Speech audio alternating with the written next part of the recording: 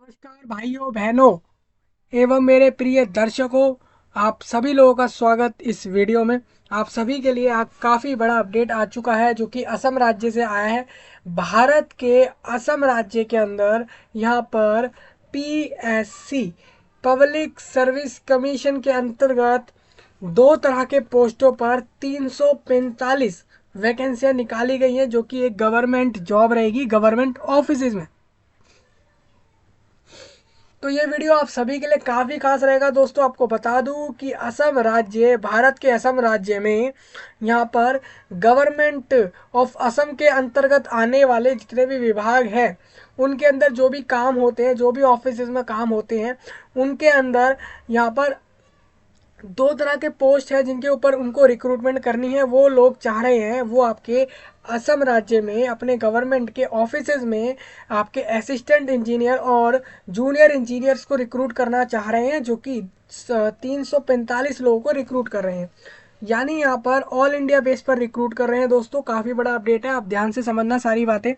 मैं आपको बता दूं यहाँ पर पूरे देश भर से आप इंडिया कंट्री में किसी भी जगह रहते हो दोस्तों, हरियाणा, उत्तराखंड, उत्तर प्रदेश, झारखंड, उड़ीसा, मेघालय, मणिपुर, तेलंगाना, असम, या फिर कोई सा भी राज्य हो सकता है, कोई सी भी गली हो सकती है, जिला हो सकता है, प्लेस हो सकता है, किधर से भी आप इस जॉब पर अप्लाई कर सकेंगे। ये सभी की सभी जॉबें आप सभी के लिए रहेंगी, इंडिया वालों के लिए। आपको बता दूं सिर्फ भारत के लोगों के लिए जॉब है।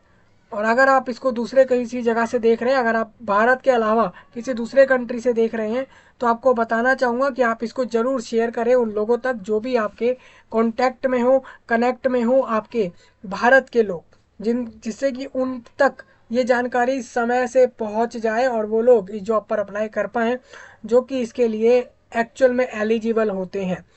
सपोज़ कोई ऐसे लोग जो इंजीनियर्स की क्वालिफिकेशंस रखते हैं तो उन लोगों तक पहुंचना ये काफ़ी ज़रूरी है। ये अपडेट कि आपके लिए 345 लोगों की 345 लोगों की जॉब यहाँ पर निकाली गई है गवर्नमेंट ऑफ असम की तरफ से। स्टेट जॉब रहेगी ये।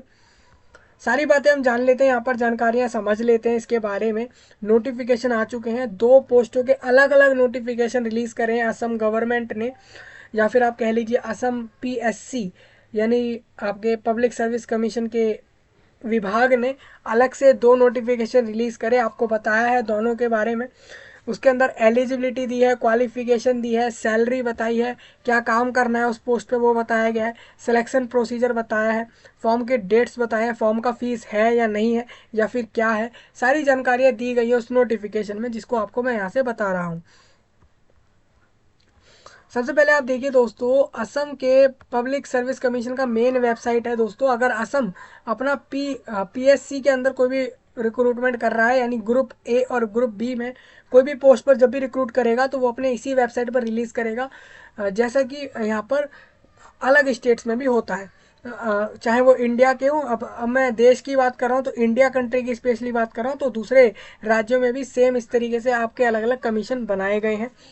तो लेटेस्ट अपडेट में आपको दिख रहा होगा यहाँ पर ऐसे चल रहे हैं जो अपडेट, यहाँ से भी आप देख सकते हैं। रिक्रूटमेंट सेक्शन में आपको ये चीज़ मिल जाने वाली है, आप यहाँ से नोटिफिकेशन में भी देख पाएंगे और यहाँ से डायरेक्ट रिक्रूटमेंट में भी इस चीज़ को देख पाएंगे। और सारे लिंक वीडियो के नीचे आपको दिख रहे होंगे, वहाँ से भी आप इस चीज़ को चेक कर पाएंगे। तो चलिए हम चलते हैं। सबसे पहला हम चलते हैं यहाँ पर रिक्रूटमेंट सेक्शन में आते हैं, हमारे पास इस तरीके से आ जाएगा। यहाँ पर हम देख रहे हैं जूनियर इंजीनियर का आया हुआ है एक अपडेट जो कि आपका दिया गया है। ये आपका परसों के डेट में आया है। परसों के डेट में दो अपडेट आए हैं, एक आपका असिस्टेंट इंजीनियर का आया है और एक जूनियर इंजीनियर का आया है। और इसके अलावा एक केमिकल एग्जामिनर भी है जो कि एक ही पोस्ट है, उसको डिस्कस नहीं करने वाले हैं यहाँ पर। और इसका फॉर्म अभी ऑन गोइंग है। जो केमिकल एग्जामिनर पर चाहे वो अप्लाई कर सकता है, उसका नोटिफिकेशन देख के। हम यहाँ पर जूनियर इंजीनियर और असिस्टेंट इंजीनियर को डिस्कस कर रहे हैं। इसमें आपका सिविल, मैकेनिकल, इलेक्ट्रिकल और केमिकल ये सारे अप्लाई कर पाएंगे। ये सारे इंजीनियर जो होंगे इसमें अप्लाई कर सकते हैं। और ये आपका काम रहेगा पब्लिक हेल्थ इंजीनियरिंग डिपार्टमेंट में, यानी गवर्नमेंट ऑफ असम के अंदर पब्लिक हेल्थ इंजीनियरिंग डिपार्टमेंट आता है। उसके अंदर आपको ये काम, आपको इस पोस्ट पे काम करना है। आप इनमें से कोई सी फील्ड में आते हो तब भी। और यहाँ पर अगर बात आए, दोनों दोनों का डेट अलग अलग है, फॉर्म्स के स्टार्टिंग का और एंडिंग का भी दोनों का डेट अलग है। जैसा फॉर्म जिसका चालू हो रहा है उसके जैसे जैसे आप देखेंगे यहाँ पर 6 नवंबर को जूनियर इंजीनियर का फॉर्म चालू होगा, तो इनका फॉर्म जो है वो क्लोज हो जाएगा, सही 1 महीने के अंदर क्लोज होगा, 1 मंथ के अंदर ये चीज़ क्लोज हो जाएगी फॉर्म की। तो आपके पास काफ़ी एक लिमिटेड टाइम होगा फॉर्म भरने का, जब तक आप इसको अप्लाई कर सकेंगे। तो चलिए हम दोनों को डिस्कस करते हैं। सबसे पहले हम असिस्टेंट इंजीनियर को डिस्कस कर रहे हैं यहाँ पर।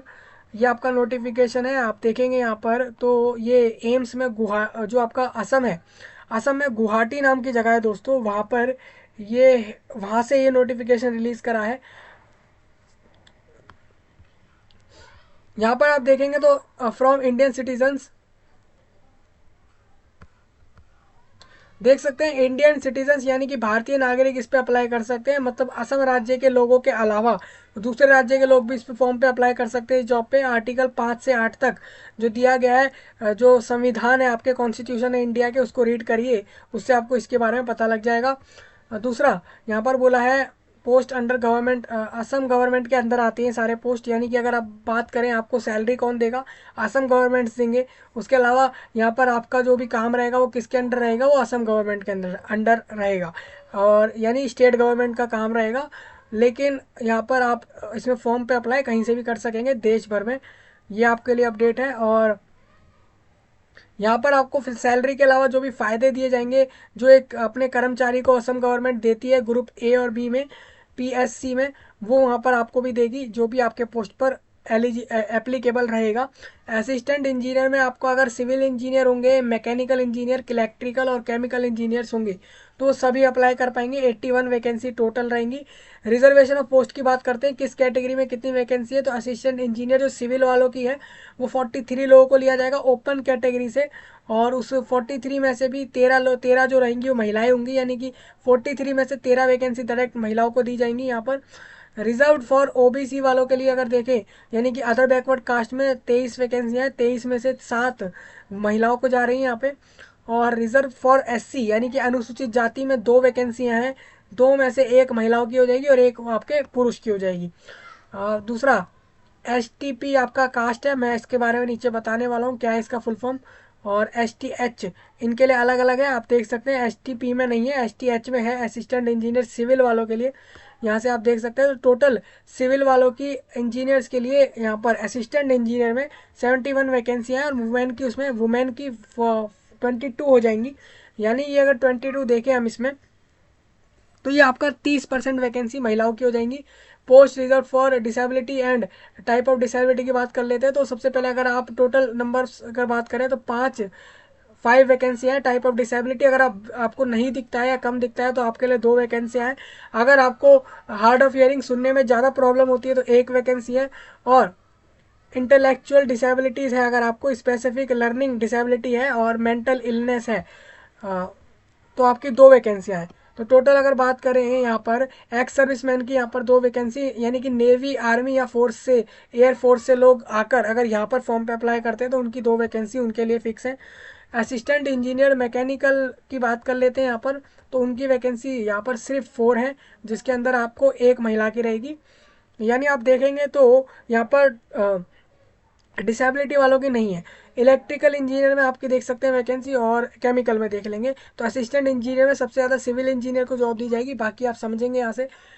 डिसेबिलिटी वालों की यहाँ पर अलग है। रिजर्व फॉर वुमेन के लिए यहाँ पर RFW लिखा गया है, और इस तरीके से यहाँ पे ये सारी चीज़ें दी गई हैं। स्केल ऑफ पे की बात कर लेते हैं दोस्तों, यहाँ पर आपको 30,000 रुपये से लेके 1,10,000 रुपये तक महीने के दिए जाएंगे, प्लस ग्रेड पे रहेगा। इसके अलावा आपके अलग से ग्रेड पे होंगे, प्लस बाकी सारे फ़ायदे एक गवर्नमेंट एम्प्लॉय को मिलने वाले वो मिलेंगे, हर महीने दिए जाएंगे। 12,700 रुपये ग्रेड पे रहेगा, मतलब ये सैलरी के अलग होता है। मैं आपको बता दूँ, अगर पे स्केल की बात करें तो आपको जैसे ये पर मंथ है, मतलब अगर आपको 30,000 रुपये पर मंथ सैलरी दी जा रही है, इसके अलावा आपको 12,700 रुपये ग्रेड पे दिया जा रहा है अलग से, ये सैलरी के अलग होता है। और ये आपका पे बैंड 4 होता है। अगर आप देखें असम गवर्नमेंट्स की सैलरी देखेंगे एम्प्लॉयज़ की, तो पे बैंड 4 में आपका यही सैलरी दिया गया है। आपको बता दूं एज क्या रहेगी इसमें अप्लाई करने के लिए, और बाकी सारी चीज़ें, डॉक्यूमेंट्स कौन से चाहिए होंगे वो सब बात करते हैं। तो एलिजिबिलिटी क्राइटेरिया ये है कि candidate must be a permanent resident of Assam. देखिए भाई, यहाँ पर ये पॉइंट क्लियर हो गया। आप मतलब बाकी सारे स्टेट वाले यहाँ से एलिजिबल नहीं रहे, उनके लिए अब एलिजिबिलिटी यहाँ से कैंसिल हो गई। क्योंकि इंडिया, अब देखिए जो असम में लोग रहते हैं वो लोग भी हैं तो भारतीय नागरिक ही, तो इस वजह से इन्होंने बोला कि पहले इंडियन सिटीजन बोला और उसके बाद बोला इन्होंने कि असम के परमानेंट निवासी। तो इसका मतलब क्या हो गया, इसका मतलब ये है कि भारत के असम में रहने वाले लोग ही इसे फॉर्म भरेंगे, इस पे बाकी लोग नहीं भरेंगे। एम्प्लॉयमेंट एक्सचेंज में रजिस्ट्रेशन होना चाहिए आपका, आपके पास रजिस्ट्रेशन सर्टिफिकेट होना चाहिए। एम्प्लॉयमेंट एक्सचेंज होता है आपके पास अपने टेंथ या ट्वेल्थ या ग्रेजुएशन आपकी हो रखी है, जो भी क्वालिफिकेशन है जॉब्स के लिए, लेकिन आपके पास एम्प्लॉयमेंट नहीं है, आप रोजगार आपके पास नहीं है, तो ऐसे में आप एक एम्प्लॉयमेंट एक्सचेंज में जाके अपना रजिस्ट्रेशन करा लेते हैं। वहाँ से आपको एक रजिस्ट्रेशन नंबर मिल जाता है, जिसके जरिए आप जो है गवर्नमेंट जॉब पे या जॉब जो आने वाली होती है वो किसी भी सेक्टर में, स्पेशली गवर्नमेंट सेक्टर में आप अप्लाई कर पाते हैं इस बेस पर। एजुकेशनल क्वालिफिकेशन की बात करते हैं दोस्तों, सिविल वालों के लिए रहेगा कि आपने अगर बीटेक या बीई सिविल इंजीनियरिंग करी है तो आप अप्लाई कर सकते हैं, लेकिन वो इंस्टीट्यूट जो रहेगा वो ऑल इंडिया यानी कि AICTE से रिकॉग्नाइज होना चाहिए, रजिस्टर्ड होना चाहिए। मैकेनिकल के लिए सिंपल है, मैकेनिकल इंजीनियर चाहिए, इंजीनियरिंग चाहिए कोर्स कंप्लीटेड आपका किसी भी इंस्टीट्यूट से। सेम असिस्टेंट इंजीनियर, इलेक्ट्रिकल में भी यहाँ अलग लिखा है, केमिकल के लिए अलग लिखा है। अब बात कर लें upload relevant all semester years marksheet reflecting the subject and the final pass certificate. यहाँ पर एक इंपॉर्टेंट अपडेट ये है कि फॉर्म में आपको अपने अलग अलग सेमेस्टर की मार्कशीट्स अपलोड करने होंगे। ईयर मार्कशीट अगर सेमेस्टर है या ईयर है जो भी है आपका, वो अलग से जो भी आपको मिलते होंगे वो आप जो भी अपने कॉलेज इंस्टीट्यूट से मिलते हैं वो अपलोड करेंगे। इसके अलावा यहाँ पर एक पासिंग सर्टिफिकेट अपलोड कर देंगे, ये सिंपल प्रोसीजर है। एज की बात कर लें तो एज में यहाँ पर 21 से कम नहीं हो, 21 से 38 के बीच वाला अप्लाई करेगा। अगर कोई 1 जनवरी 2023 से पहले ही 38 प्लस हो गया था वो फॉर्म नहीं भरेगा, लेकिन अगर वो अनुसूचित जनजाति जाति में आ रहा है तो 43 तक फॉर्म भर सकेगा, उसको 5 साल का रिलैक्सेशन है। ओबीसी में 3 साल का है। एक्स सर्विस मैन के लिए यहाँ पर मैक्सिमम एज 50 रखी गई है। अगर वो एक्स सर्विसमैन कैटेगरी वाला अगर किसी ओबीसी कैटेगरी का है तो वो 3 साल और एक्स्ट्रा लेगा, यानी कि वो 50 की बजाय 53 तक फॉर्म भर सकेगा अपने इस जॉब के लिए। मतलब 21 से बिलो वाले नहीं भरेंगे और 38 से मैक्सिमम वाले अपने रिजर्वेशन के हिसाब से फॉर्म भरेंगे।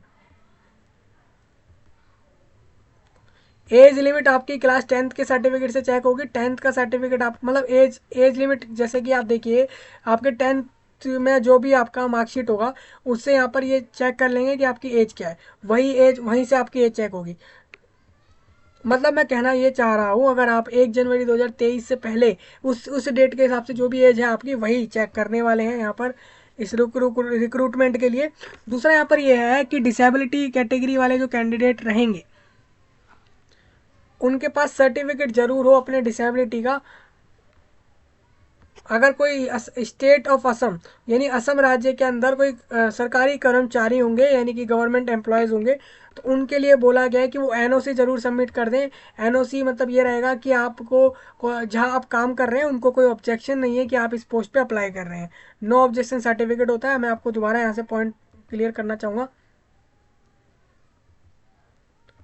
NOC against the applied post issued by the competent authority under which she is working. देखिए वही चीज़ लिखी है, मतलब आप किसी कंपनी में या किसी ऑर्गेनाइजेशन में अथॉरिटी में या डिपार्टमेंट में काम कर रहे हैं आप, तो आप NOC वहाँ से साइन करवा के सबमिट करेंगे फॉर्म के अंदर, जिससे कि आपका इस जॉब पर अप्लाई हो पाएगा अगर वो लोग जो अभी जॉब कर रहे होंगे।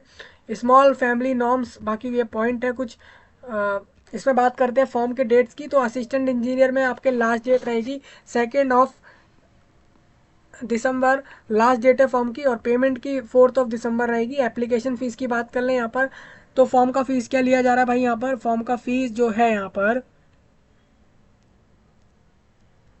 47 रुपीज़ 20 पैसे लिए जाएंगे। यहाँ पर टैक्स को इंक्लूड करके लिया जाएगा हर कैंडिडेट से। तो समझ आ गया यहाँ पे आप देख सकते हैं। आपको यहाँ ये देखिए ये वो अलग चीज़ थी, यहाँ पर ये कुछ और है। एक्चुअल फीस आपकी ये है, जनरल वालों को यहाँ पर फीस जो पे करनी है दोस्तों ये आपका अलग से था। प्रोसेसिंग फीस का था ये 47.20 जो था आपका, वो प्रोसेसिंग और टैक्स अमाउंट था, उसको हटा दीजिए। तो आपका एप्लीकेशन यानी फॉर्म का फीस 250 है। टोटल आपको 297 रुपये 20 पैसे पे करने, यानी कि 297.20 रुपीज़ पे करने हैं आपको। अगर आप किसी रिजर्वेशन में हैं तो आपके अलग अलग लिखे गए हैं, बीपीएल वालों के अलग रहेंगे, सबके अलग अलग यहाँ पर लिखे गए हैं। तो आप इसी को चेक कर लेना। फॉर्म की फ़ीस भरने के बाद आपको ये फ़ीस वापस नहीं आएगी, और आप इसको अगर कैंसिल भी करते हैं, जॉब में नहीं भी जाते हैं, तो भी ये फ़ीस वापस नहीं आएगी। अप्लाई के लिए आपको जो मैं लिंक दे रहा हूँ, दे रखा है वीडियो के नीचे ही, वहाँ से आप जाइए, फॉर्म पे अप्लाई कर दीजिए। ओटीआर रहेगा यहाँ पर असम के पीएससी वेबसाइट पर। ओटीआर होता है, ओटीआर एक रजिस्ट्रेशन होता है, एक फ्यूचर रेफरेंस की बेस पर एक बार रजिस्ट्रेशन हो जाता है, बार बार नहीं कराया जाता है। और इस रजिस्ट्रेशन में आपको करना क्या होता है, अपना नाम, अपना mobile number, email ID, gender, अपने एक आईडी प्रूफ देना होता है। ये सारी चीज़ें डालकर आपका रजिस्ट्रेशन हो जाता है। उसके बाद जो भी जॉब्स आते हैं असम पीएससी की तरफ से, उसमें आप बिना किसी देरी के, बिना किसी रजिस्ट्रेशन के डायरेक्ट फॉर्म पे जाके अप्लाई कर सकते हैं। वही सारा प्रोसेस है, आप देख सकते हैं यहाँ पे। डॉक्यूमेंट्स पे फोटो लगाइए, अपना साइन लगाइए, एक आईडी प्रूफ में आधार कार्ड, पैन कार्ड, कोई भी एक डॉक्यूमेंट लगाइए। कैटेगरी सर्टिफिकेट लगा दीजिए रिजर्वेशन वाले लोग। दूसरा, एनओसी लगाइए। अगर एनओसी उनको लगेगी जो कि काम कर रहे होंगे कहीं पे, बाकियों को नहीं लगने वाली है।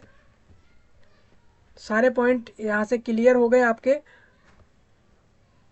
पॉइंट टू बी नोट, ये कुछ पॉइंट है, इसको ध्यान रख लेना आप सभी लोग। यहाँ पर इंटरव्यू के समय आपको ये सब दिखाना होगा, क्या क्या डॉक्यूमेंट्स दिखाने हैं वो यहाँ पर लिखे हैं। सिलेक्शन प्रोसीजर की बात करते हैं, यहाँ पर आपको जो है नोटिफाई करेंगे आगे कि क्या सिलेक्शन प्रोसीजर रख रहे हैं हम इसमें।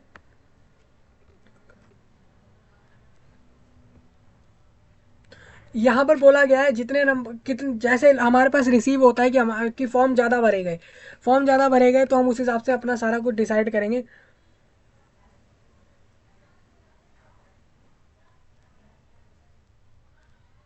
मैं आपको बता दूं यहाँ पर नेम ऑफ जोन्स, यहाँ पर बोला गया commission will also decide to conduct exam.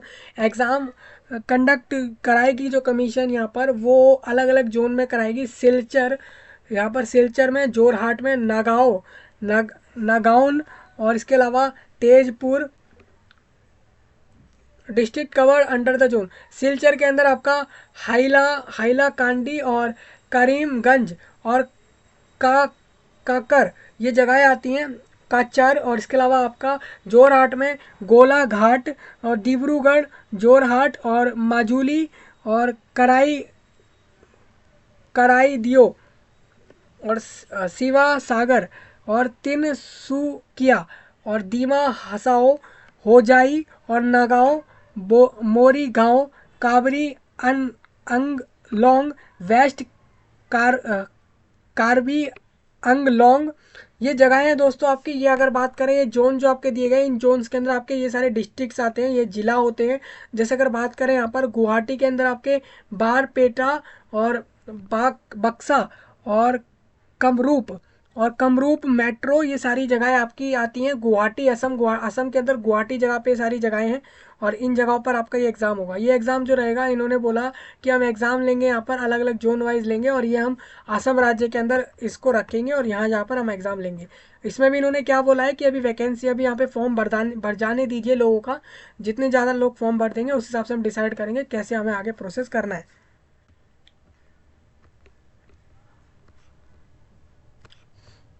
तो ये सारा नोटिफिकेशन था। इसीलिए दोस्तों आप एक चीज़ देखेंगे, इन्होंने एग्ज़ाम का बता दिया कहाँ का एग्ज़ाम ले सकते हैं, लेकिन ये चीज़ क्लियर नहीं करी कि अभी असम पूरे राज्य भर में एग्ज़ाम तो होगा इस रिक्रूटमेंट का। जैसे ही फॉर्म भर लेते हैं लोग, उसके बाद इन्होंने सिलेबस इसलिए नहीं बताया कि भाई अभी क्लियर ही नहीं है। अगर लोग फॉर्म ज़्यादा भरते हैं तो सिलेबस बताएंगे, फिर पैटर्न बताएंगे, वो सारी चीज़ें आपके बाद का प्रोसेस रहेगा। तो पूरा नवंबर मंथ आपका जाएगा इस फॉर्म में, और दिसंबर के जो है शुरू के डेज जाने वाले हैं। अगर आप देखें तो इसमें 2 दिसंबर तक फॉर्म भराया जाएगा। मैंने आपको डेट्स बता दी हैं। देख सकते हैं दोस्तों, और फीस में 2 दिन एक्स्ट्रा दिए गए हैं। तो सारी चीज़ें कवर हो गई दोस्तों इस नोटिफिकेशन की। फॉर्म का फीस, सिलेक्शन प्रोसीजर, सारी चीज़ें कवर हुई हैं। इंडिया में सिर्फ असम के लोग भरेंगे भाई इस फॉर्म को, दूसरे राज्य वाले मत भरना, जैसा मैंने पहले बोला था। लेकिन जब आगे रीड करा तो पता लगा कि सिर्फ असम के निवासी ही फॉर्म भर सकते हैं। दूसरा हम इसी में चलते हैं दूसरे पे, इस पे जूनियर इंजीनियर पे। तो जूनियर इंजीनियर में बोला गया है कि इंडियन सिटीजन से सेम वही बोला गया, सेम वही बात।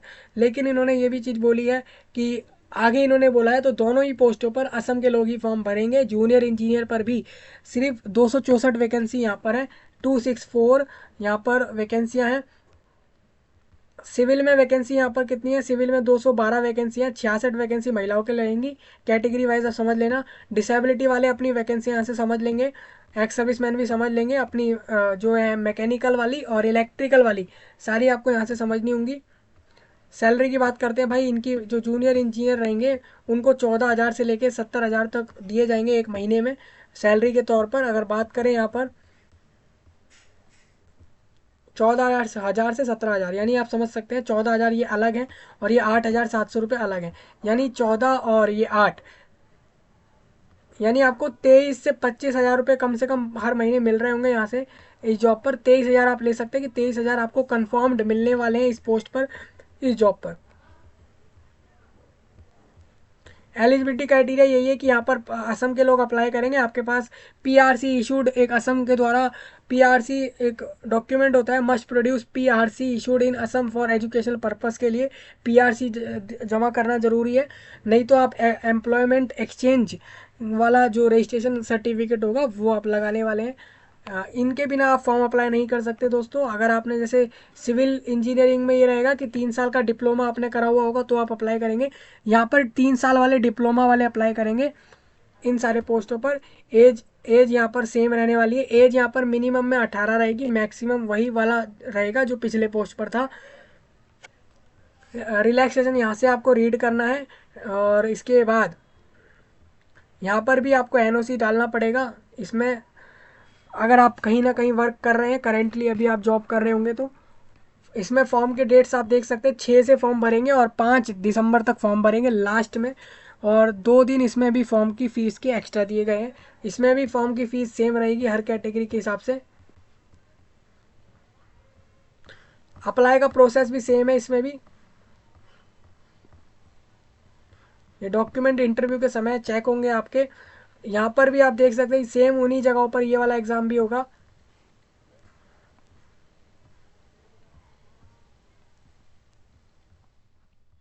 मैं थोड़ा और ऊपर आता हूँ इसमें।